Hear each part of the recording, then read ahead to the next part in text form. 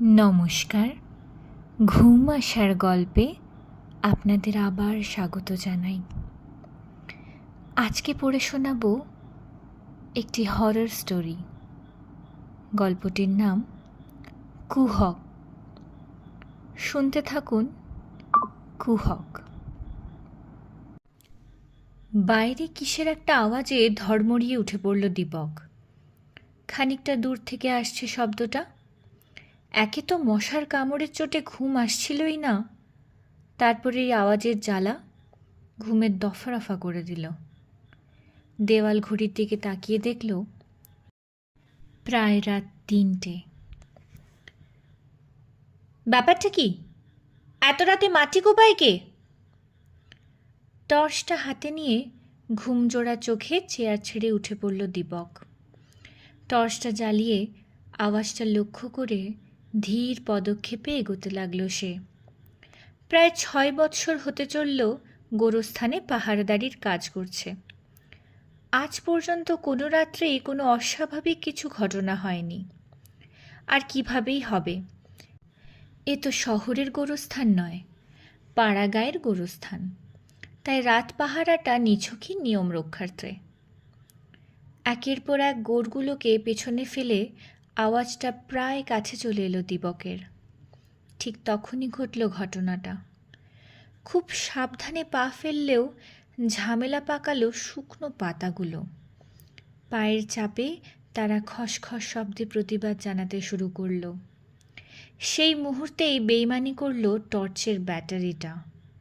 খানিকক্ষণ দপদপ করে হঠাৎ কাজে বন্ধ হলো টর্চটা। ঠিক সেই সময়ে আওয়াজটাও বন্ধ হয়ে গেল। তাও দীপক কিন্তু থামল না। পা টিপে টিপে এগোতে লাগলো সে। এমন সময় আরেকটা তীব্র আলো উল্টো দিক থেকে এসে চোখ ধাঁধিয়ে দিল তার।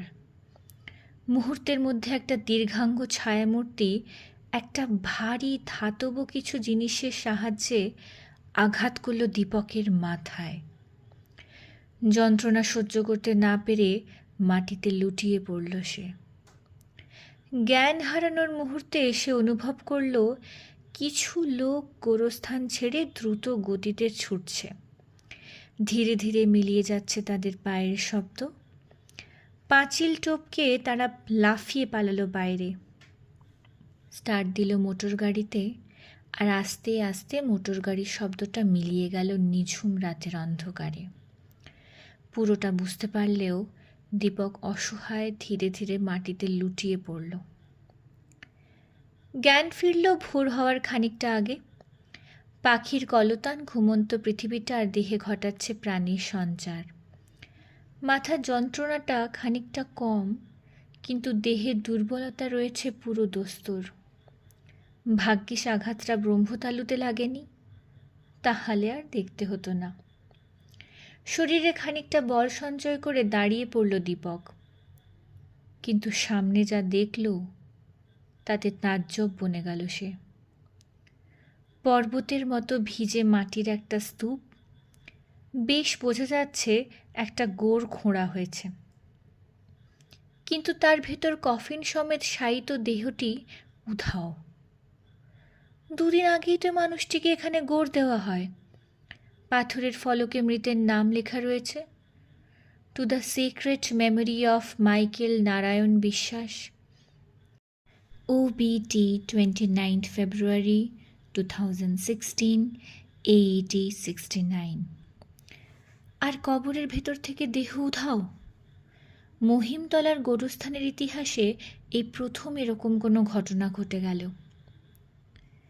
গ্রামের লেখাপড়ার ভাগ শেষ করে আমি ইঞ্জিনিয়ারিং পড়তে আসি শহরে। প্রথম যখন ঢুকেছিলাম তখন ভিজে বেড়াল হয়ে থাকতাম। গ্রামের ছেলেদের সঙ্গে শহরের ছেলেরা অত মিশত না। হাসাহাসি ইয়ার্কি ঠাট্টা সবসময় লেগেই থাকতো। আবার তার সঙ্গে সিনিয়রদের অত্যাচার। তাই প্রথম বর্ষটা বিষণ্ণতার সঙ্গে কাটলেও দ্বিতীয় বর্ষে পা দেওয়ার সঙ্গে সঙ্গে যখন কিছু বন্ধু জুটল আর আমাদের একটা দল গঠিত হলো, তারপর প্রতিবাদ করেছি, কখনো কলমের দ্বারা, কখনো বা গায়ের জোরে। এর ফলে জনপ্রিয় হয়েছি অন্যান্য ছাত্রদের মধ্যে। এরপর থেকে কেউ আর ইচ্ছা করে ঝামেলা করতে আসতো না, এমনকি সিনিয়ররাও আমাদের বেশ সমীহ করেই চলতো। সেদিন কলেজ থেকে বাড়ি ফিরে সন্ধেবেলায় আমি 15 দিনের অ্যাসাইনমেন্টগুলো সেরে নিচ্ছিলাম। শহরের প্রায় শেষ প্রান্তে একটা নির্জন পাড়ায় একটা ঘর ভাড়া করে আমি আছি। বড় রাস্তা থেকে পাড়াটা যেহেতু অনেকটা ভেতরে, কোলাহলের কোনো রেশ এই অবধি এসে পৌঁছয় না। এলাকাটাও শান্তিপূর্ণ, আর বাড়িওয়ালাও অত্যন্ত অমায়িক একজন ব্যক্তি। আমাকে নিজের ছেলের মতন করে স্নেহ করে। সুতরাং এই এলাকা ছেড়ে অন্য কোথাও গিয়ে থাকবার কথা আমাদের ভাবতে হয় না। ঘড়ির কাঁটা তখন 7টা পেরিয়ে 8টা বাজবে। হঠাৎ একটা গাড়ির শব্দ কানে এলো। জানলা খুলে উঁকি মেরে দেখলাম উল্টো দিকের বাড়িটার সামনে একটা গাড়ি এসে থেমেছে। ভেতর থেকে একজন ছেলে নামলো তার মালপত্র সাথে করে নিয়ে। যে বাড়িটার সামনে গাড়িটা দাঁড়িয়ে, তার মালিক হলেন ভূষণ লাহিড়ী। ভদ্রলোক একা দোতলায় থাকেন, আর নিচটা ভাড়া দেওয়ার পরিকল্পনায় খালি পড়েছিল। এতদিনে বোধহয় অবশেষে কেউ এলো। যে পরিমাণ মালপত্র এনেছে তাতে তাকে ভাড়াটে ছাড়া আর কিছুই মনে করা যাচ্ছে না। রাস্তার আলোগুলো খুব একটা জোরালো নয়, তাই মুখটা ভালো করে দেখতে পেলাম না। ইতিমধ্যে ওপর থেকে লাহিড়ীবাবু নেমে এসেছেন তার নতুন ভাড়াটেকে স্বাগত জানাবার জন্যে। খানিকক্ষণ দুজনের মধ্যে চাপা গলায় কথোপকথন চলল। ব্যাপারটা এমন কিছুই গুরুত্বপূর্ণ নয়, বাড়িতে নতুন ভাড়াটে এসেছে এ আর অস্বাভাবিক কি। জানলায় দাঁড়িয়ে অহেতুক সময় ব্যয় না করে আমি আবার নিজের কাজে ব্যস্ত হলাম। কিন্তু একটা অদ্ভুত ঘটনা ঘটল সেদিন রাত্রে। খাওয়া দাওয়া সেরে ঘরের বাতি বন্ধ করে ঘুমোতে যাব, হঠাৎ কানে এলো একটা বীণার শব্দ। বেশ একটু অদ্ভুত সুর তুলছে বাদ্যযন্ত্রটা। মোবাইলে দেখি সময় প্রায় 12টা। বেশ অনেক দিনই হলো এই এলাকাতে বাস করছি, এর আগে এরকম শুনিনি। এত রাত্রে বীণা বাজায় কে? জানলাটা খুলে বাইরে তাকিয়ে এদিক ওদিক তাকাতে থাকি। খানিকক্ষণ পর বুঝতে পারলাম আওয়াজটা আসছে ওই পাশের বাড়ির থেকে, যেখানে আজ নতুন ভাড়াটে এসেছে। মনে মনে ভাবলাম, নতুন ভাড়াটে তাহলে বীণা বাজায়, কিন্তু এত রাতে? সুরটা খুবই মিঠে, কিন্তু একটা অদ্ভুত বেদনা রয়েছে তার ভিতর। গোটা এলাকাটায় যেন একটা ঘুমের চাদর বিছিয়ে দিচ্ছে সেই সুর। আমারও চোখের পাতা ভারী হয়ে এলো। প্রায় মিনিট 10 ধরে চলল সেই বাজনা, তারপর মিলিয়ে এলো সেই সুর। কিন্তু তারপর যা ঘটল তাতে বিস্মিত হয়ে পড়লাম। বাজনা থামার কিছুক্ষণের মধ্যে শুনতে পেলাম ঘরটার ভিতর থেকে চাপা স্বরে কথাবার্তার আওয়াজ আসছে। একটা কণ্ঠস্বর আমাদের বয়সী ছেলের, আর একটি কণ্ঠস্বর একজন বৃদ্ধের। কিন্তু সন্ধ্যাবেলায় তো একজনকে শুধু আসতে দেখেছি, তাহলে দ্বিতীয় ব্যক্তিটি কখন এলো? কে তিনি? এত রাত্রে কি হচ্ছে ঘরটাতে? ভালো করে কান পাতলাম কি কথাবার্তা হচ্ছে শুনি, কিন্তু কোনো লাভ হলো না। কিন্তু কথোপকথন চলতেই থাকলো। এক সময় আর জানলার কাছে না দাঁড়িয়ে থাকতে পেরে জানলা বন্ধ করে স্বপ্নের দেশে পাড়ি দিলাম। পরের দিন আমি কলেজ ছেড়ে একটু তাড়াতাড়ি বাড়ি ফিরছিলাম। মেস বাড়ির সামনে প্রায় চলে এসেছি। হঠাৎ দেখলাম পাশের বাড়ি থেকে আমারই বয়সী একটি ছেলে হাঁটতে বেরিয়েছে। তাকে এদিকে আসতে দেখে জিজ্ঞেস করলাম, কালকে তুমি এই ভাড়া বাড়িটিতে উঠে এসেছো? হাসতে হাসতে সে আমার দিকে এগিয়ে ভাঙা ভাঙা কণ্ঠে বলল, হ্যাঁ, আমি ভূষণ লাহিড়ীর বাড়িতে এসেছি। আমার নাম প্রমোদ সেন। তারপর আমিও নিজের পরিচয় দিলাম, আর জানতে পারলাম যে সে একটি অন্য কলেজে পড়তে শহরে এসেছে, আর ভূষণ লাহিড়ী নাকি তার দূর সম্পর্কের মামা।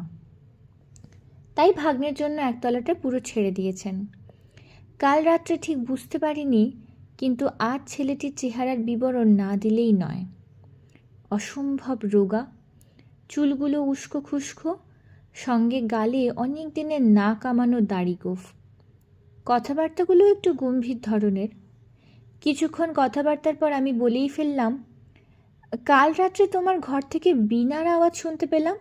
নিশ্চয়ই তুমি বাজিয়েছিলে। বেশ বাজাও তো বীণাটা। একদিন আমাকে আমন্ত্রণ করো, তাহলে তোমার বাড়ি এসে জমিয়ে বাজনা শোনা যাবে। আমার কথাটা শুনে কেন জানি না প্রমোদের মুখের হাসিটা মলিন হয়ে গেল। কঠিন দৃষ্টিতে আমার দিকে তাকিয়ে 2 পা এগিয়ে এসে আমার মুখের কাছে মুখ এনে চোখগুলোকে গোল গোল করে পাকিয়ে ক্রূর হাসি হেসে বলল,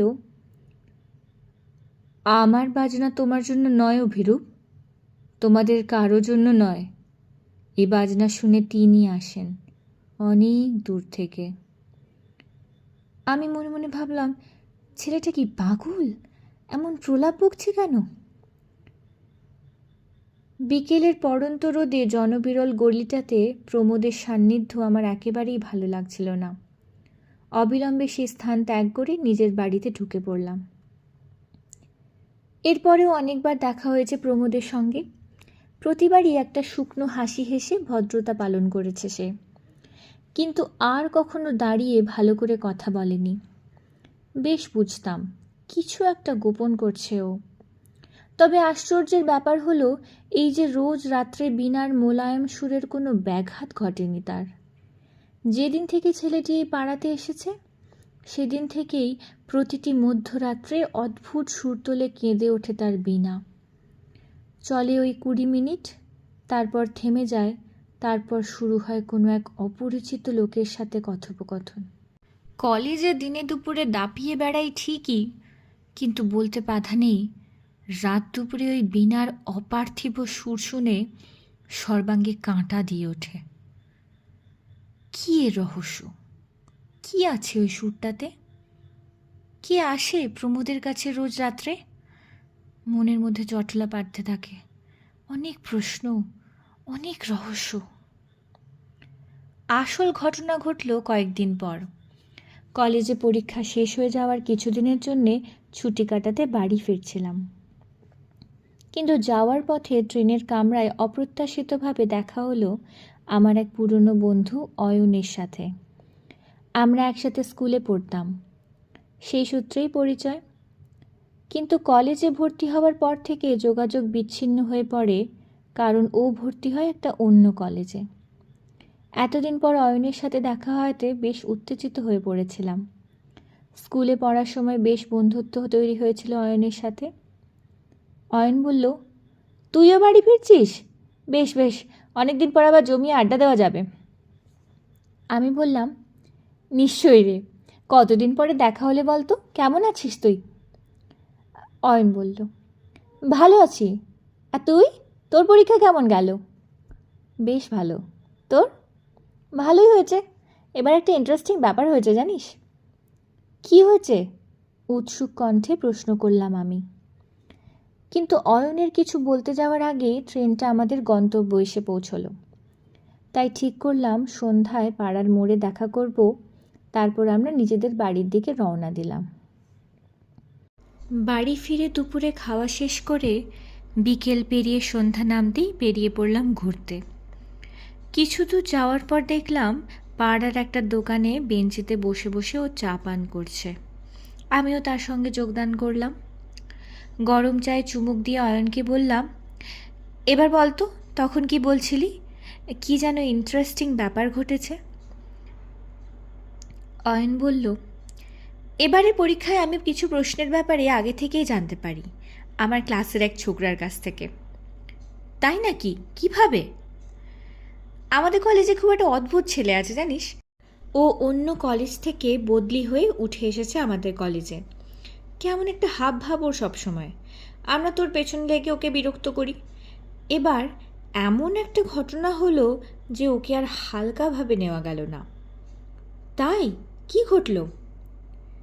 অয়ন বলল, পরীক্ষার দিন 7 আগে আমরা কয়েকজন বন্ধুরা মিলে এক স্যারের বাড়িতে পড়তে গেছিলাম। পড়া শেষও হয়ে গেছিল, তাই সবাই মিলে আলোচনা করছিলাম পরীক্ষায় কি আসতে পারে না পারে। সাথে ওই ছেলেটিও উপস্থিত। বেশ জোরের সাথে ও কয়েকটা প্রশ্নের উল্লেখ করলো যেগুলো নাকি এবারের পরীক্ষায় আসবেই। আমরা ব্যাপারটাকে একেবারে উড়িয়ে দিই ব্যঙ্গের সাথে, কিন্তু ওকে জিজ্ঞাসা করলাম যে এমন তথ্য ও পেল কোত্থেকে। উত্তরে ও বলল যে ওর বহু পুরনো একজন শিক্ষক আছেন যিনি এগুলো বলেছেন ওকে। বলিস কি রে? বিস্ময়ের সাথে বললাম আমি। অয়ন বলল, হ্যাঁ, এবার শোন, ছেলেটা শহরের নয়, ওর বাড়ি মহিমতলার কোনো এক অঞ্চলে। শহরে কোথাও একটা বাড়ি ভাড়া করে ও একা থাকে, কিন্তু ও বলে যে ওর মাস্টারমশাই নাকি অনেক দূর থেকে ওকে পড়াতে আসেন, আর গোটা ব্যাপারটা নাকি রাত্রির 12টার পর হয়, অর্থাৎ মধ্যরাত্রে। যত সব পাগলের প্রলাপ, বুঝলি? থামিস না, বলে যা, তারপর কি হলো বল। প্রথমটা আমরা একেবারে গুরুত্ব দিলাম না, কিন্তু পরীক্ষার দিন দেখলাম ও যতটুকু বলেছে সব অক্ষরে অক্ষরে মিলে গেছে। পরীক্ষা শেষ হওয়ার পর যখন ক্যান্টিনে ওর সাথে দেখা হলো, তখন আর বিদ্রূপ করতে পারলাম না। আমরা ওর ওপর ক্রমাগত চাপ দিতে লাগলাম। উদ্দেশ্য হলো সেই স্যারের খোঁজ করা যিনি এরকম অব্যর্থ সাজেশন দেন। কিন্তু কি ধরিবার ছেলে, তোকে কি বলবো, কিছুতেই সেই স্যারের নম্বর ঠিকানা দিল না। খালি বলে গেল, আমার স্যার তোদের কাউকে পড়াবে না, তোরা মিথ্যে অনুরোধ করিস না। আসলে সব ভাওতা, বুঝলি? ও চায় না আমরা ওনার কাছে পড়ি। প্রত্যেকবার পরীক্ষার আগে আমাদের ওর হাতে পায়ে ধরতে হবে প্রশ্নের জন্য, ওর এটাতেই আনন্দ। সেদিন তো আমাদেরই এক বন্ধুর সাথে ওর প্রায় হাতাহাতি হবার জোগাড়। আমার কেমন খটকা লাগলো পুরোটা শুনে। ভয়ার্থ কণ্ঠে জিজ্ঞাসা করলাম, আচ্ছা, ছেলেটার নাম কি রে? অয়ন বলল, কেন, তুই চিনিস নাকি? তোর কি কোনো ব্যাপারে সন্দেহ হচ্ছে? তুই আগে নামটা বল। আমাকে চমকে দিয়ে অয়ন বলল, ছেলেটার নাম প্রমোদ সেন। নিজেকে কোনো মতে সামলে নিলাম। মাথাটা কেমন ঘুরতে লাগলো অয়নের কথা শুনে। বুঝলাম প্রমোদ ছেলেটি স্বাভাবিক নয়। ওর ঘর থেকে রাত্রিরে যে কথোপকথন ভেসে আসে সেটির মধ্যেও কোনো এক অপার্থিব রহস্য লুকিয়ে আছে। আমি বিজ্ঞানের ছাত্র, কোনোদিনও অলৌকিক ব্যাপারে বিশ্বাস করিনি। এবারেও করতাম না যদি না নিজের কানে প্রমোদের ঘরে ওই কথাবার্তার শব্দ শুনতে পেতাম। অয়নকে সবটা খুলে বললাম। সব শুনে ও তো প্রায় কপালে চোখ তুলে বলল, বলিস কি অভি, এ তো পুরো ভৌতিক ব্যাপার রে। আমি অয়নের কথায় সায় দিয়ে বললাম, হ্যাঁ, তা না হলে আর বলছে কি, পরীক্ষায় ওর সব বলা প্রশ্ন মিলে যাওয়া ব্যাপারটা একেবারে সরল নয়। শোন অয়ন, কাউকে কিচ্ছু বলবার দরকার নেই, যা করার আমাদেরই করতে হবে। কালকেই আমাদের ফিরতে হবে। তোর কি কোনো কাজ আছে? পরের দিন বেরিয়ে পড়লাম শহরের উদ্দেশ্যে। বাড়ি থেকে যেতে বারণ করা সত্ত্বেও বেরিয়ে পড়লাম, কারণ তখন মাথায় ঘুরছে শুধুমাত্র প্রমোদের কথা। যখন ফিরলাম তখন বিকেল 6টা। মেসের কাছে এসে পৌঁছেছি, দেখলাম লাহিড়িবাবু কোথায় যেন বেরিয়ে গেলেন। কিছু মালপত্র ছিল তার সঙ্গে।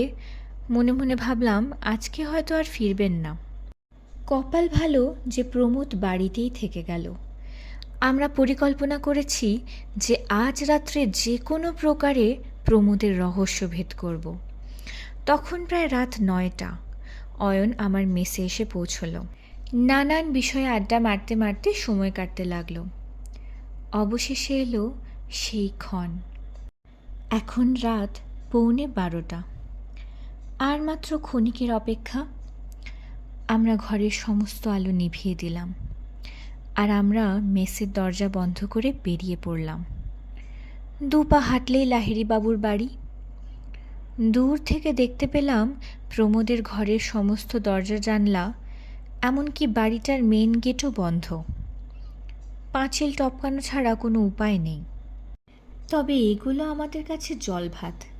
পাঁচিল টপকে বাড়ির গণ্ডির ভেতর প্রবেশ করলাম আমরা। পা টিপে টিপে বাগান পেরিয়ে চলে এলাম সেই ঘরটার কাছে, যেখান থেকে প্রতি রাতে সুর ভেসে আসে। কিন্তু ঘরের দরজা জানালা সব বন্ধ। কিন্তু তাতে কিছু এসে যায় না। পুরনো আমলের বাড়ি, তাই জানলাগুলোতে খড়খড়ি লাগানো। সেগুলোকে হালকা করে একটু উঠিয়ে নিলেই ভেতরে কি ঘটছে তা অনায়াসেই দেখতে পাবো আমরা। এতক্ষণে 12টা বাজল। দম বন্ধ করে আমরা নজর রাখছি ঘরটার ভেতর।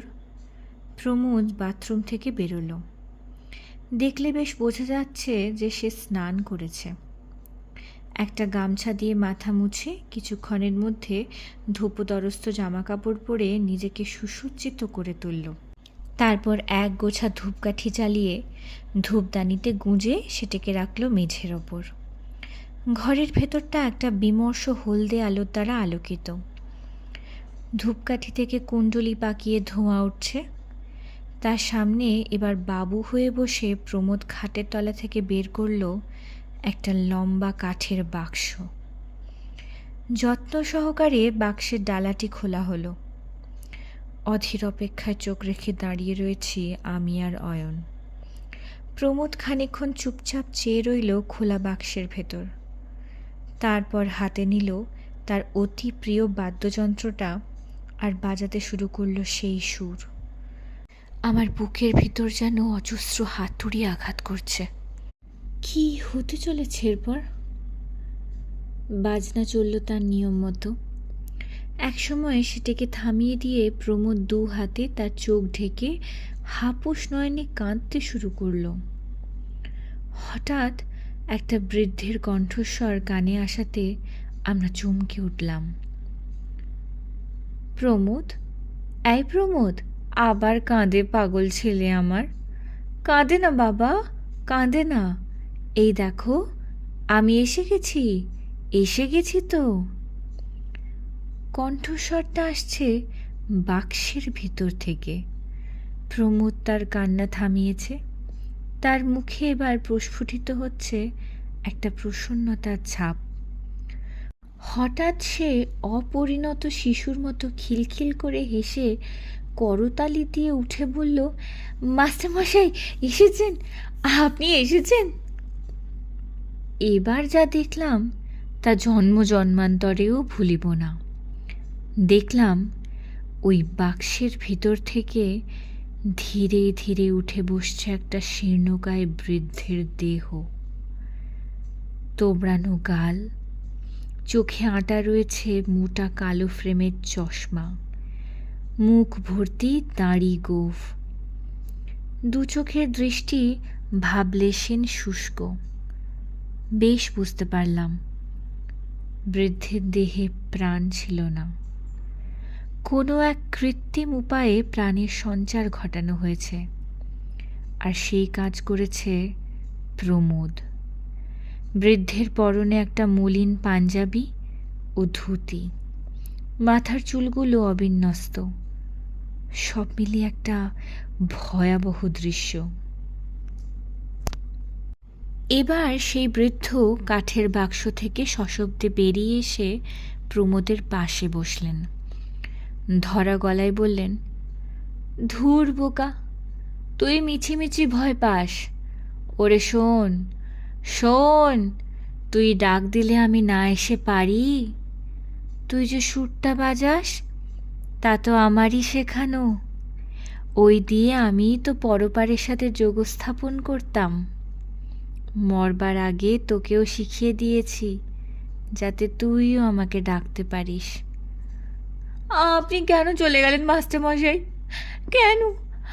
কাঁদতে কাঁদতে বলল প্রমোদ। ধুর পাগল, আমি তো তোর সাথেই আছি রে, কোথাও যাইনি। তবে সেদিন তুই বড্ড ঝুঁকি নিয়েছিস রে প্রমোদ, এর ফল কিন্তু ভালো হবে না রে। প্রমোদ তার কণ্ঠস্বর কঠিন করে বলল, হলে হবে, তুমি তো আমার সাথেই আছো আর থাকবেও, তাহলে আর ভাবনা কি? জানো মাস্টারমশাই, তোমার কথা আমি সবাইকে বলেছি, কেউ বিশ্বাস করতেই চায় না, সবাই আমাকে নিয়ে বিদ্রূপ করে। একটা বিশ্রী হাসি হেসে বৃদ্ধ বললেন, জানি রে জানি, তোর কথা কেউ বিশ্বাস করতে চায় না। সেই জন্যেই তো তোর 2 বন্ধু এই মুহূর্তে তোর ঘরের বাইরে দাঁড়িয়ে নিজেদের চক্ষু সার্থক করছে। প্রমোদ, একবারটি গিয়ে দরজাটা খুলতো বাবা, বেচারারা বাইরে দাঁড়িয়ে বড় কষ্ট পাচ্ছে, ওদের ভেতরে আসতে দে। আমার বুকটা ধড়াস করে উঠল। আমরা যে বাইরে দাঁড়িয়ে আছি তা জেনে গেছেন বৃদ্ধ। একেই বোধহয় বলে ভৌতিক ক্ষমতা।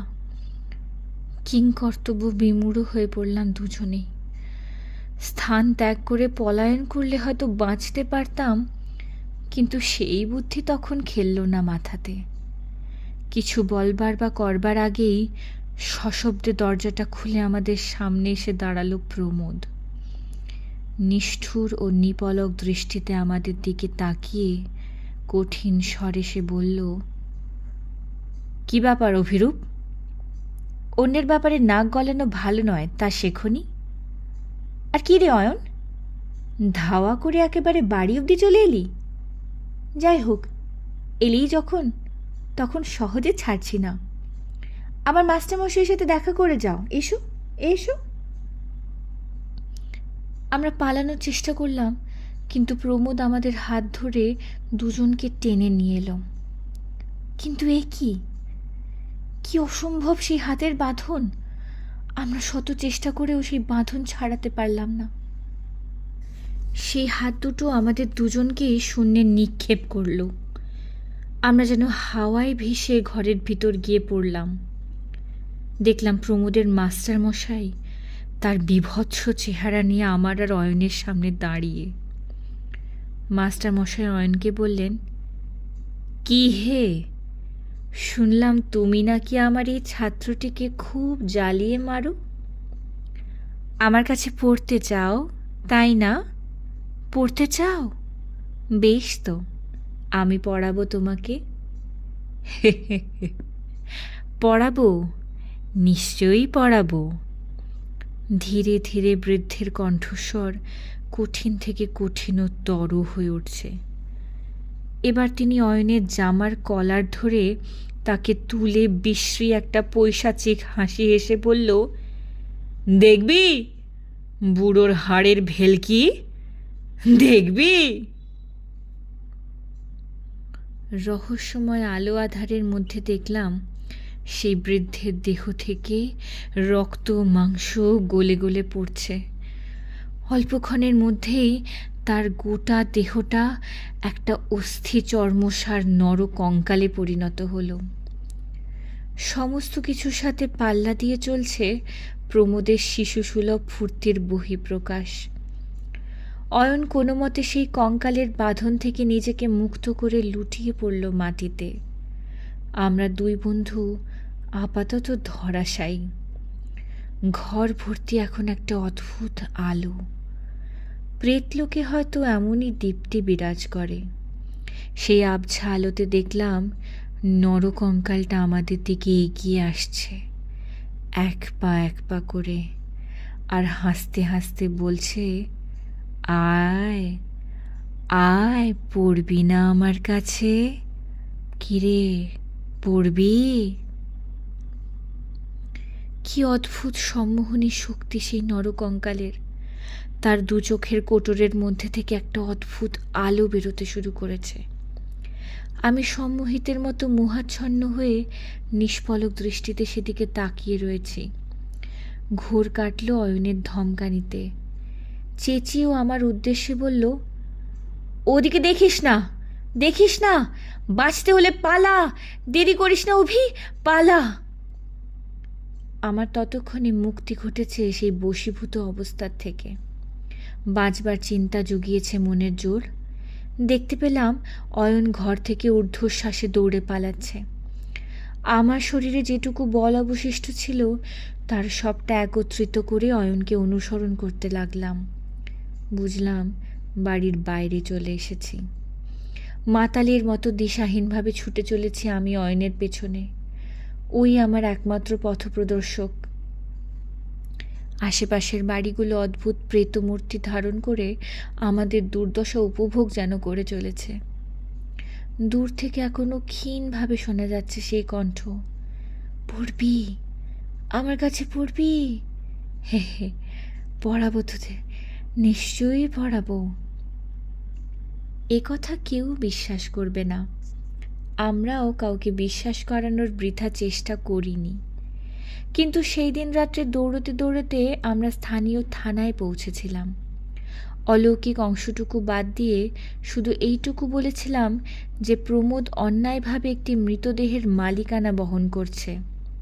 খানা তল্লাশি হয়, প্রমোদের ঘর থেকে উদ্ধার করা হয় একটি বাক্সবন্দি নিথর দেহ।